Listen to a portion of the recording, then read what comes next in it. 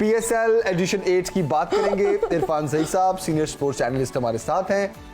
इरफान साहब अस्सलाम वालेकुम, गुड मॉर्निंग। अस्सलाम वालेकुम, thank you for joining us Irfan साहब। इरफान साहब, PSL 8 की बात करेंगे, उसका स्केड्यूल की अनाउंसमेंट आज होने जा रही है, क्या कहेंगे? आज बिल्कुल 13 फेब से ये स्टार्ट होगा और 19 मार्च को मोस्ट लाइकली ये इसका एंड होगा, क्योंकि कोशिश यही होगी कि रमज़ान भी आने वाला है तो रमज़ान से पहले इसको ख़त्म किया जाए। और दूसरा ये है कि इसमें दो चीज़ें मज़ीद देखी जा रही हैं। एक तो इनका प्रपोजल ये है कि इस दफ़ा कोयटा में भी एक मैच, नुमाइशी मैच ही करवाया जाएगा, क्योंकि अभी स्टेडियम की रेनोवेशन हो रही है। आपको पता है लॉ एंड ऑर्डर की भी सिचुएशन को भी देखना है। इरफान साहब जो है वो मुल्तान में इस दफा कराने का फैसला किया जा रहा है, तो आप हो गया ये फैसला? जी बिल्कुल। तो इरफान साहब, व्हाट्स योर टेक? आपको क्या लगता है कि मुल्तान में ही ओपनिंग होनी चाहिए थी या कराची, लाहौर, इस्लामाबाद? देखिए, लाहौर, कराची, दूसरे सिटीज ने तो ये सारे फ्लेवर देख लिए हैं। अब इन तमाम सिटीज की भी ये मेरा ख्याल है वो डिजर्व भी करते हैं। मुल्तान का स्टेडियम बहुत खूबसूरत स्टेडियम है और वन ऑफ द बेस्ट दुनिया में माना जाता है, तो मेरा ख्याल है मुल्तान के लोग भी थर्ली डिजर्व करते हैं। एब्सोल्युटली। और मैं चाहता हूँ कि अगले हर साल नए सिटी में जाए ये PSL मैचेस भी हर सिटी में हो। जैसे सेठी साहब ने कहा कि हम नेक्स्ट PSL के मैचेस जो है वो पेशावर में भी करवाएंगे, इंटरनेशनल मैचेस भी होंगे।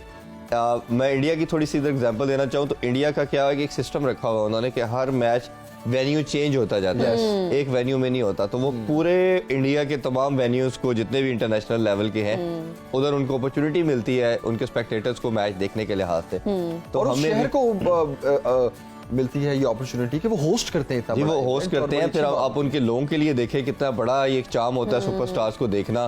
फिर उसके साथ आपका जो इंटरनेशनल जो आपके गेस्ट हैं वो आते हैं, उससे आपकी इंडस्ट्री कितनी इकोनॉमिक ग्रोथ होती है। आपकी होटल इंडस्ट्री की बात करें, आपके जो कल्चर है वो आपका फ्लरिश करता है। तो मेरा ख्याल है ये किसी भी कंट्री की आप डेवलपमेंट के लिहाज से बात करें तो स्पोर्ट बहुत वाइटल रोल प्ले करती है।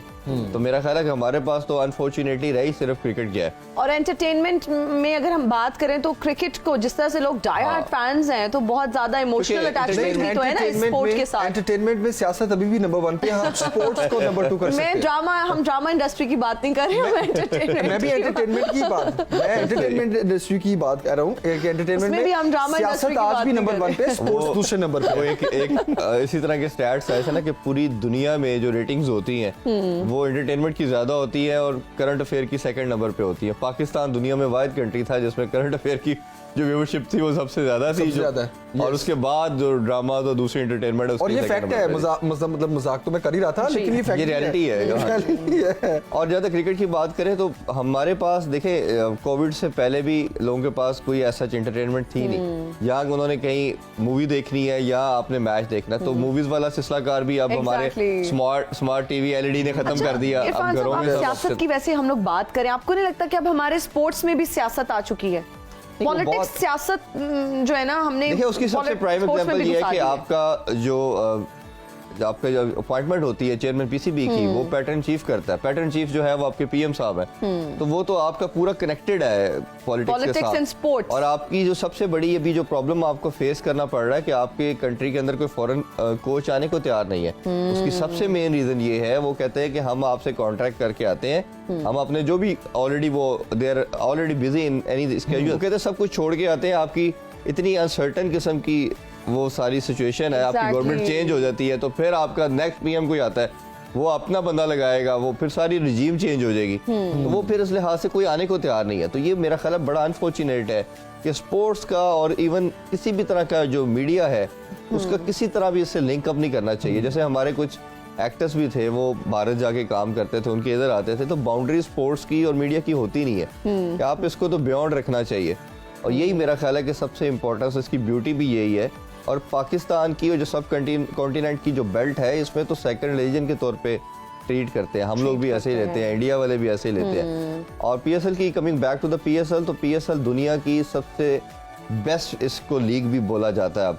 इन टर्म्स ऑफ अगर व्यूवरशिप बात करें तो IPL पहले नंबर पे है, सेकंड नंबर पे PSL को बोला जाता है। बिल्कुल। बट अगर कंपेटिटिव क्रिकेट की बात करें तो जो लोग क्रिकेट को समझते हैं वो कहते हैं कि IPL से बेहतर क्वालिटी क्रिकेट आपको PSL में देखने को मिलती है। अच्छा, नजम सेठी साहब जिनके सर ये सेहरा जाता है, जिन्होंने PSL स्टार्ट करवाया था और 8वीं एडिशन में अब फिर PCB के चेयरमैन हैं वो, तो आपको लग रहा है is there going to be something special या कुछ? जी ऑब्वियसली वो कुछ ना कुछ तो ऐसा जमील ज़रूर करेंगे। और जिस तरह उन्होंने एक कोयटा की बात की, एक मैच मैं उधर भी करवाऊंगा, वाल्दो के नुमाइशी मैच होगा, बट कुछ ना कुछ डिफरेंट करने की तरफ जा रहे हैं। मैचेस की क्वांटिटी को भी देखा, स्केड्यूल आएगा तो फिर हम उस पर भी बात करेंगे, वो भी इंक्रीज़ किया जाएगा।